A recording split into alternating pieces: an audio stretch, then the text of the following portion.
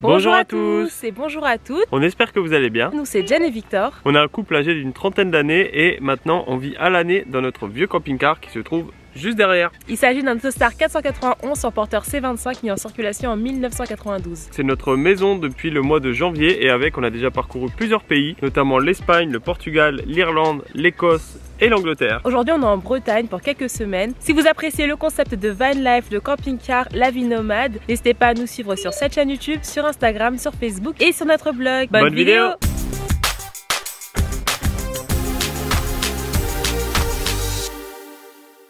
Aujourd'hui, on est mardi, on va quitter le spot, on est resté 2 nuits à Saint-Voguet. On était déjà venu ici, c'est près d'une petite chapelle là bien sympa. Il y a une route très peu passante ici, mais elle est très peu passante, mais il y a quand même eu un camion qui avait plein d'échalotes à l'intérieur, qui a fait tomber des échalotes, donc on a eu des échalotes gratuitement tombées du camion ici. Les cadeaux de la vie. On a passé 2 soirées avec So et son Jules et sa fille Marie. Du coup là on voit le camion de Marie et le camion de Sophie est là. Et la nuit dernière, on a été rejoint par Ingrid qui voyage avec 2 chiens, 2 chats et une chèvre. Et un poulet aussi. Donc voilà, une soirée très enrichissante. Et là, on va repartir pour de nouvelles aventures. On va notamment commencer la semaine en faisant nos services. On aura quand même passé 3 nuits ici. Hein. Ouais.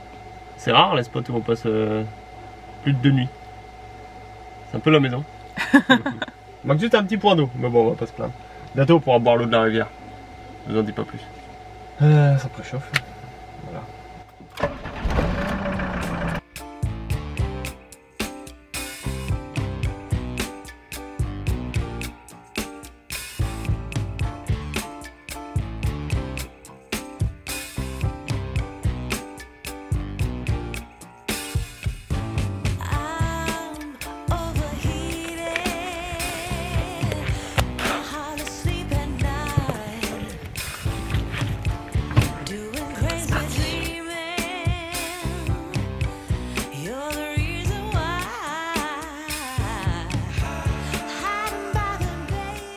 On est ici à Saint-Servais, c'est une aire de service où il y a tout ce qu'il faut. Il y a même de l'électricité gratuite. Ici, il y a des poubelles, des tables de pique-nique, une aire de jeu, un skatepark là-bas. Là, de quoi être stationné. Et l'espace de stationnement est distinct de l'espace de service. Donc on a ces 2 bidons de 10 litres qui nous permettent d'être un peu plus autonomes en eau potable. On passe dans la ville de Baudilis et qu'est-ce qu'on voit? Le salon de Sophie. Petite dédicace à Sophie qu'on vient de quitter. Et qu'on retrouvera bientôt. Nous sommes arrivés à Roscoff. Roscoff. On va visiter tout à l'heure, mais avant ça, on va manger. Miam miam miam. Hier soir, Victor nous a préparé une tarte salée. Chèvre tomate, on va la réchauffer un peu et on va la manger. Nous voici en visite dans la ville de Roscoff. On va faire une petite visite, c'était pas forcément prévu qu'on se rende dans la ville de Roscoff. Du coup on a vu qu'il y avait 2-3 points intéressants à voir. Donc on va d'abord aller voir une chapelle et ensuite on va se rapprocher du port et du phare de Roscoff. Savoir que la ville est surtout connue pour son port qui permet de faire des traversées en ferry jusque l'Irlande.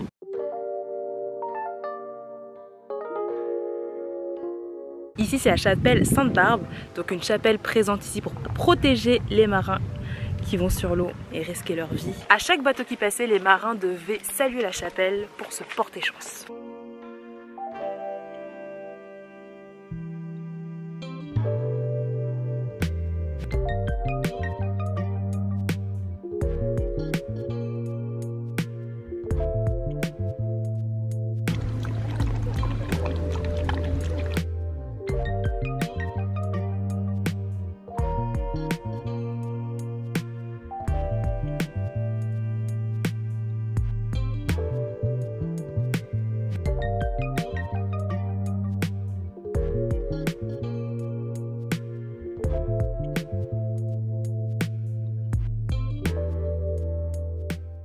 Alors ce matin on se trouvait juste là, donc dans le village de Saint-Voguet.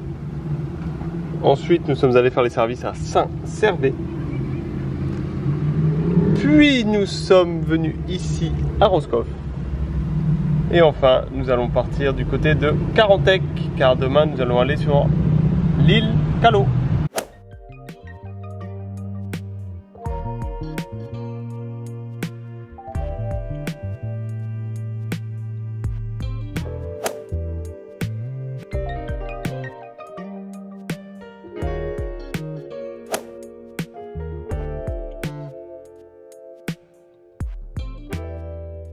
Nous sommes actuellement dans la ville de Carantec, qui est une très belle station balnéaire du nord de la Bretagne. Mais malheureusement, qui dit station balnéaire et mois d'août, dit énormément de monde. Du coup, c'est blindé, blindé, blindé.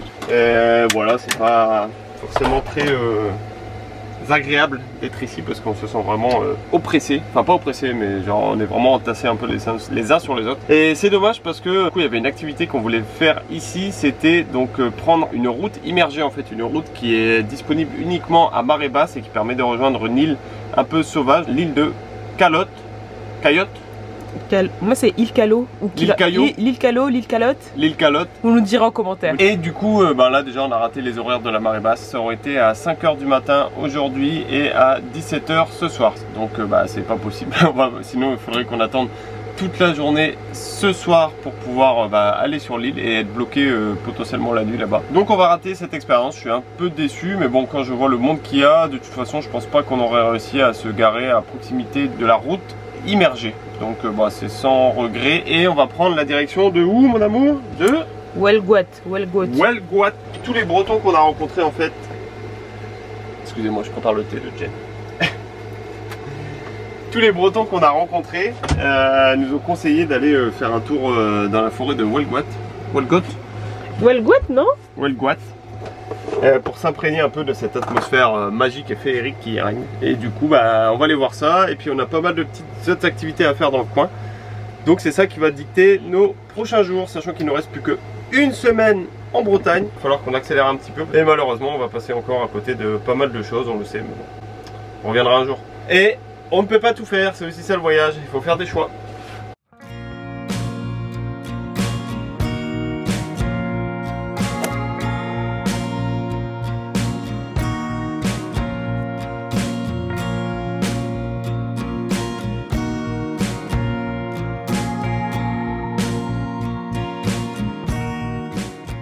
Alors on est en train de prendre la direction de la montagne Saint-Michel pour aller voir une église qui est connue. On vous expliquera pourquoi une fois qu'on sera sur place. Il faut savoir que la montagne Saint-Michel est le point culminant de toute la Bretagne, que c'est un peu la montagne de la Bretagne et il culmine à plus de 350 mètres de haut, si je ne dis pas de bêtises. On va pouvoir avoir une vue qui surplombe tous les alentours. Et vu que ça grimpe, du coup on va pas vite.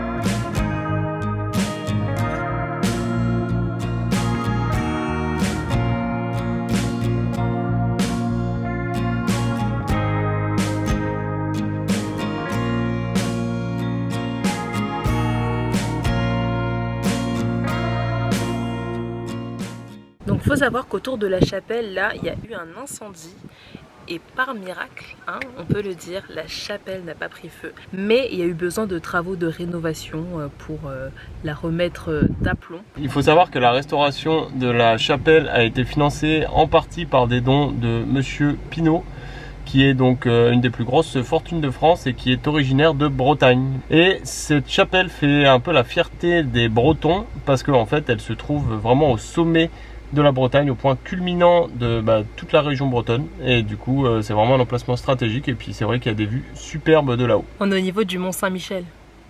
C'est vrai. Le Mont Saint-Michel breton. Celui-là, il n'y a pas de contestation possible de la part des Normands. Il est bien en Bretagne. Celui-là, il est en Bretagne, ouais. Et juste en bas, on voit le réservoir de Saint-Michel. Ouais. Donc une grande étendue d'eau qui ressemble à un lac, mais c'est un réservoir. Et là, on n'est pas loin de la forêt de Huelgoat où on va aller maintenant pour manger et revoir des amis. C'est une piscine. Voilà. C'est ça? Votre destination se trouve sur la la personne. Ah ouais, c'est bien, c'est mieux. Allez. On reste là. Alors, on a trouvé un petit spot très sympa à côté de la forêt d'Huelgoat. Popeye voit un autre chien, donc il aboie un peu. Du coup, il y a énormément de place, c'est cool, c'est sur de l'herbe.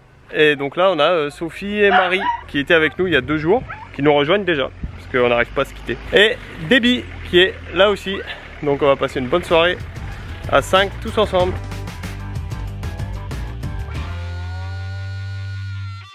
C'est l'heure du départ, donc on dit au revoir à Déborah. On va tous rejoindre la forêt pour aller faire une belle balade, mais d'abord il faut s'extirper de l'herbe. Donc là c'est une aire de stationnement à proximité de Welgoat, du coup juste à l'entrée de la ville. Apparemment il y a de la place aussi. Ah mais c'est payant, ok. Et là on est dans la ville, là-bas c'est un camping j'ai l'impression, c'est le camping municipal, donc là aussi on peut avoir une place. Bah nous c'était pas mal hein, franchement le spot sur lequel on était, super, on avait un peu peur de rester bloqué jusqu'à plus cette nuit, mais non, faut pas trop s'y aventurer non plus quand il pleut beaucoup. Ça le fait.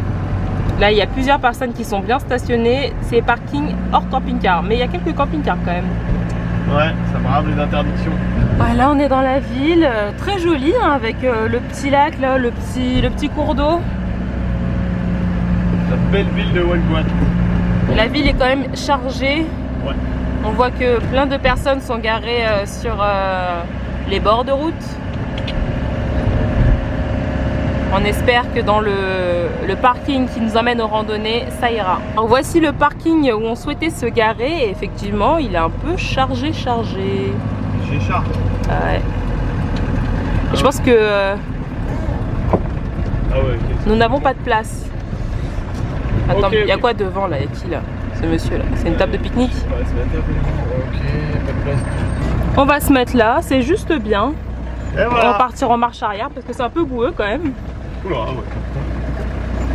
Bon, on est en montée. Ouais, on arrivera à s'en sortir. Quand on voyage en véhicule, c'est toujours très important d'avoir de quoi faire des sandwichs dans son véhicule. Quand on part en randonnée à l'improviste, et ben comme ça on sait qu'on sera pas démunis si jamais ça dure trop longtemps. Un peu de salade mais juste pour la couleur.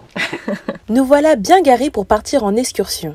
Mais laissez-moi d'abord vous représenter nos copains de randonnée. Voici Sophie, elle a une chienne qui s'appelle Tao. On ne la quittera plus avant la fin de la semaine. Et là, c'est Marie, sa fille, accompagnée de ses 2 malinois, H et 7. Mère et fille voyagent ensemble pour un tour d'Europe. On va faire le parcours archéologique de la forêt de Welgoat. Bon là c'est la période où Popeye doit se familiariser avec les malinois. Donc il faut laisser un peu faire leur présentation, même si parfois ça peut faire peur. Voilà, maintenant ils s'entendent bien, ils veulent jouer. Enfin, Popeye est très joueur, il faut laisser les chiens être des chiens. C'est ça. On vous conseille de vous munir d'une carte pour visiter cette forêt. Nous sommes servis de Google Maps et il y a bien des moments où on s'est perdu. Après, la forêt est très touristique, donc en suivant le monde, on retombe vite sur la bonne voie. Plusieurs légendes entourent la forêt de Welgoat, et notamment au sujet du cours d'eau qui la traverse, la rivière d'Argent. Voici une de ces histoires. La princesse libertine d'Ahu y aurait précipité ses amants d'un soir. Transformée en sirène, elle revenait ici pour chanter et couvrir les plantes des malheureux. Ah du coup son chant c'est pour que les gens n'entendent pas les gens crier quoi. Donc on se trouve actuellement dans le camp d'Artus. Donc en fait il s'agit tout simplement d'un ancien village gaulois qui était perché dans la forêt de Welgoat, probablement pour se cacher des Romains, j'imagine. Il faut savoir que la forêt de Welgoat était un emplacement très stratégique parce qu'il y avait à l'époque une mine de fer qui était juste à côté. Donc ça pouvait servir à fabriquer tout ce qui était armes et outils donc pour les Gaulois. C'est pour ça qu'ils étaient là. Ici c'est la motte médiévale, donc construite au Moyen-Âge. Ça permettait de surveiller les alentours.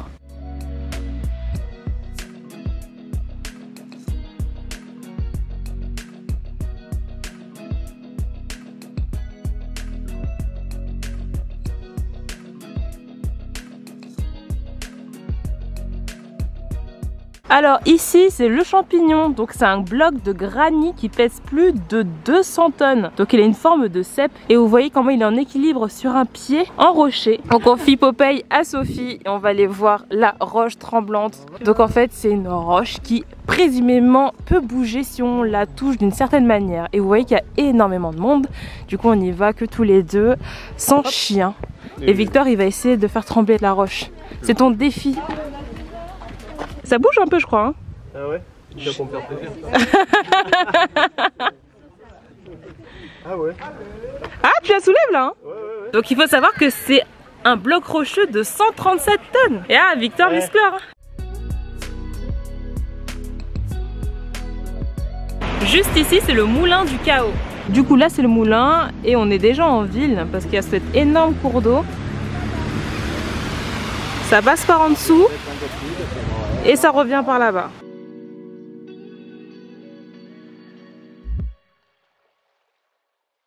On va à présent prendre la direction de la grotte du diable. Tu te rends compte qu'au départ, tous ces cailloux ne formaient qu'un.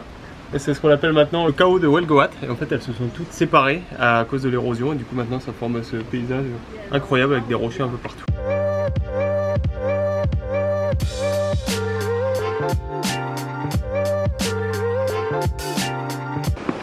Waouh! Oula! Pour les personnes à... Oh, regarde Popeye, comment il va paniquer. Popeye! Là, il va sauter là. Il faut descendre comme ça.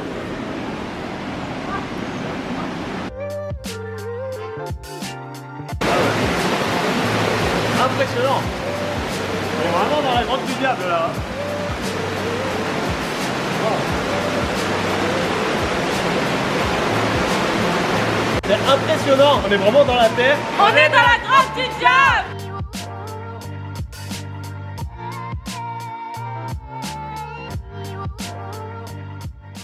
Le fond de cette rivière est rouge parce que selon la légende, la reine Dahu serait tombée follement amoureuse d'un jeune garçon de Welgat et donc elle l'a suivi dans la forêt pour essayer de le kidnapper et faire ce qu'elle voulait faire avec. Et quand elle l'a trouvé dans la forêt, en fait, il était tout simplement avec une autre fille. Et du coup, elle est devenue folle de rage et elle les a noyés tous les deux dans cette rivière. Et du coup, elle est devenue rouge à cause du sang des deux qui ont été noyés ici.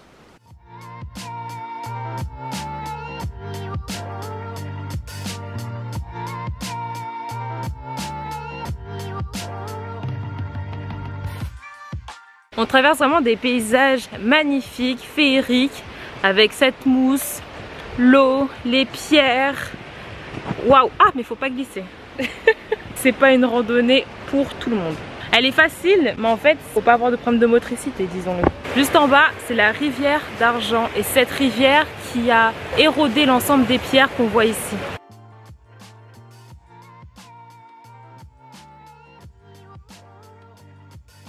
On se trouve actuellement au niveau de la mare aux fées. Alors pourquoi elle s'appelle comme ça? Parce que la légende raconte que la nuit, des fées seraient venues pour se baigner et tremper leurs cheveux dans la mare qui se trouve juste derrière. Donc ces fées, la journée, elles se transformaient en sorcières et elles déambulaient dans les rues de Welgat. Donc attention si vous les croisiez car elles pouvaient vous jeter un mauvais sort.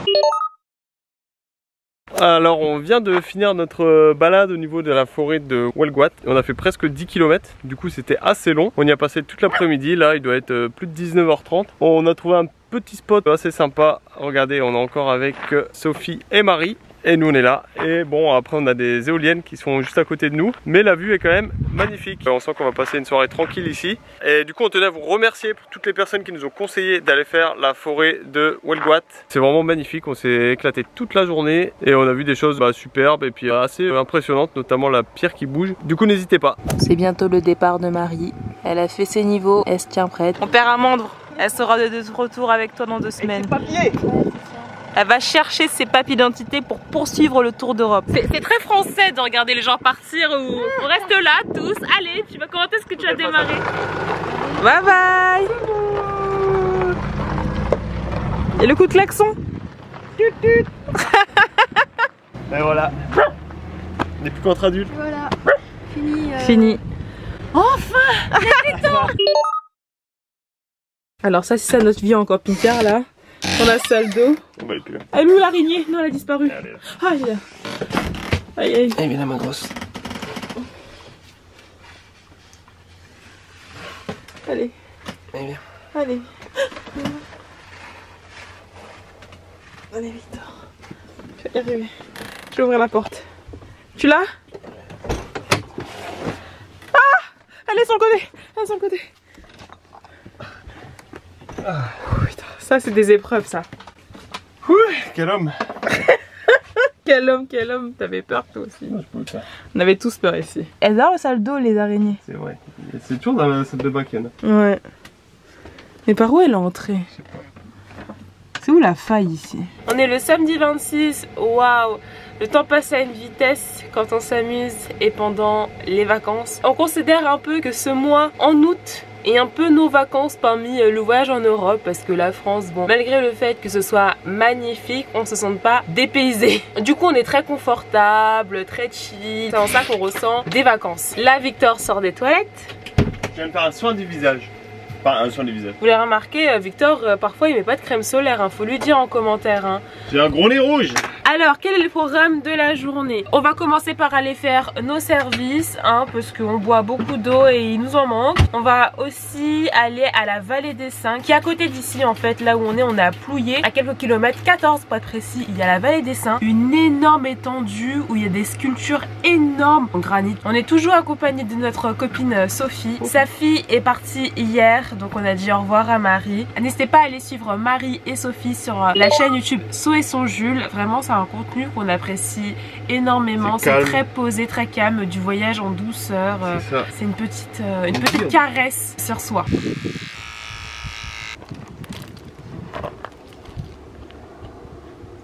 On a dormi 2 nuits en bas des éoliennes. Concrètement, ça nous a pas posé de problème. On n'est pas trop sensible. Après, parfois, quand il y avait trop de vent, il pouvait y avoir du bruit, une petite nuisance, mais rien qui nous empêcherait de dormir. Prête à y aller? Ouais, prête à y aller. Je vous suis.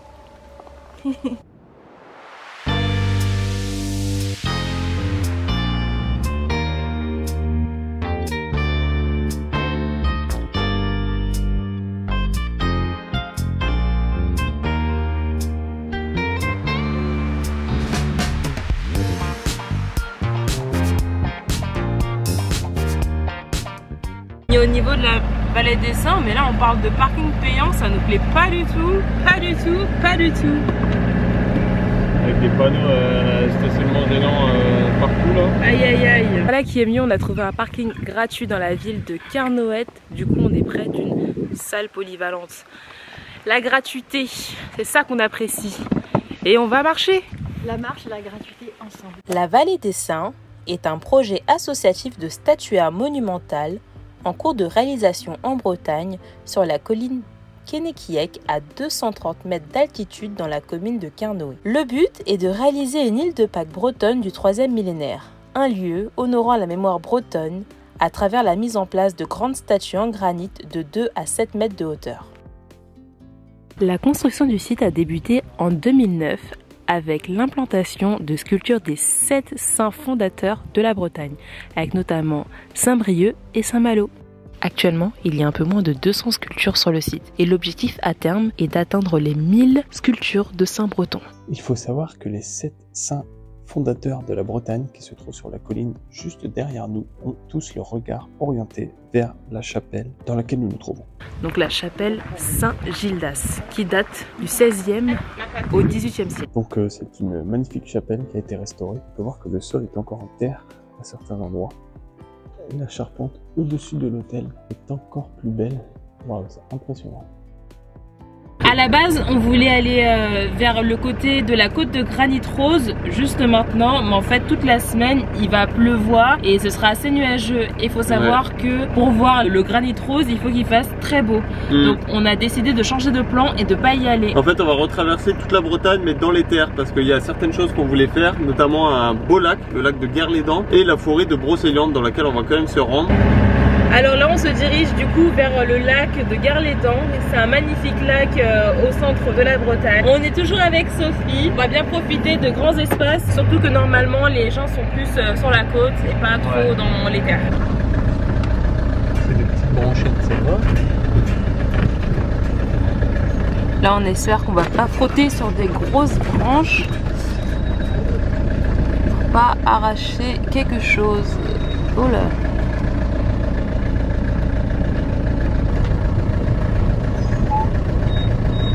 Alors, est-ce que c'est ça le parking?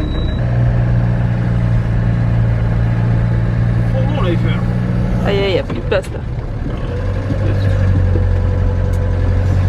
Mais pas grave.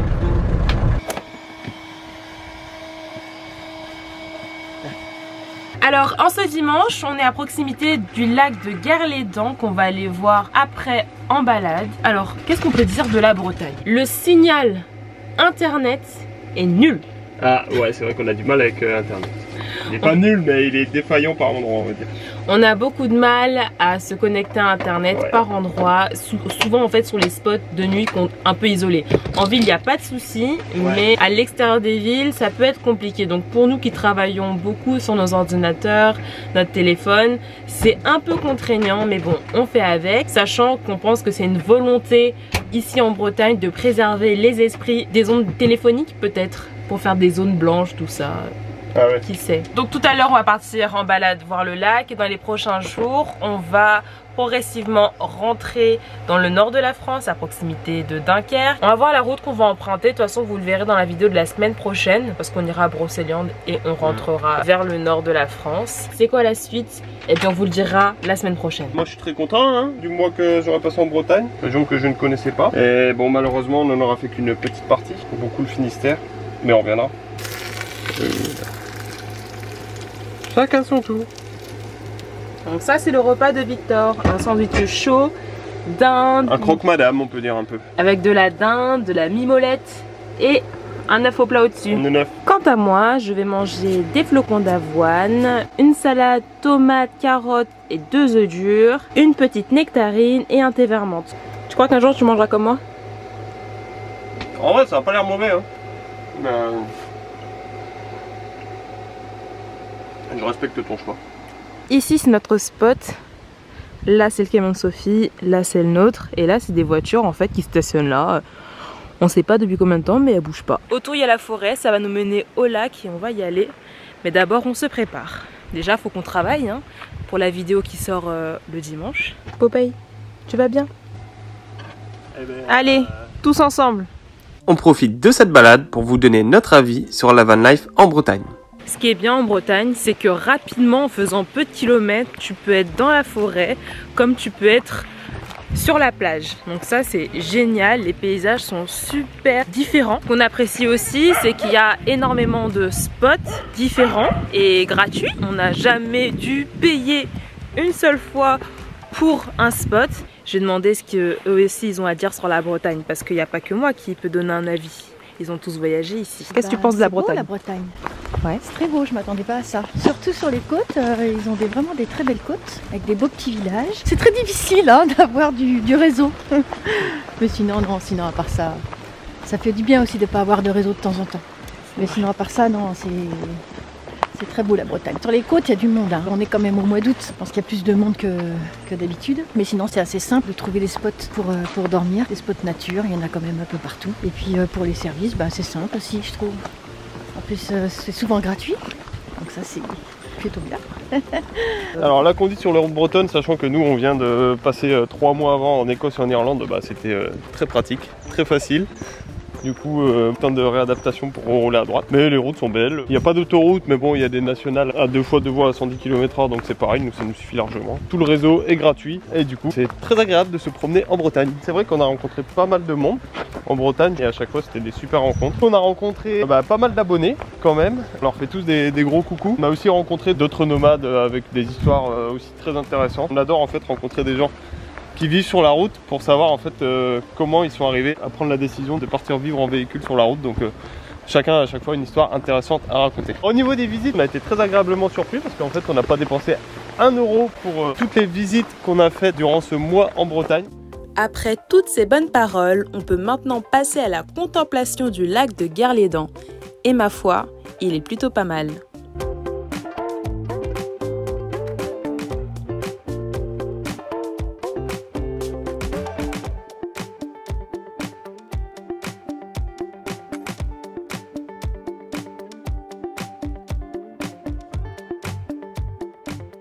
Donc il est temps pour nous de dire au revoir à Sophie. Nos chemins se séparent. C'était chaud de être avec nous. Non, c'était super. C'était super, j'ai passé des bons moments. On va se quitter, mais c'est pour mieux se retrouver. Ouais. Qui sait? Ouais, peut-être à plus tard sur la route. Eh oui. N'oubliez pas de la suivre sur sa chaîne YouTube, So et son Jules. Hein, on voit eu plein de force, c'est des vidéos super chill, en voyage, mère et fille, en tour d'Europe. On adore nous regarder ça le matin. C'est vrai, tout en douceur. On dit aussi au revoir à Tao. Belle Tao.